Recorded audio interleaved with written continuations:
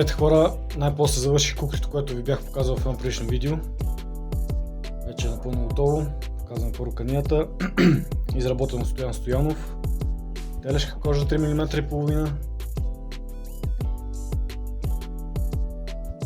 Подвижен подвес за колана с две закопчалки. Една горе-долу по средата и една при дръжката. Ето го вече готовото кукри. Стоманата, както казахме, е 65G, ресорна стомана. Твърдостта е 58-59 единици. Най-дебелата част на острието е горе-долу по средата, за да може да има хубава инерция при замах.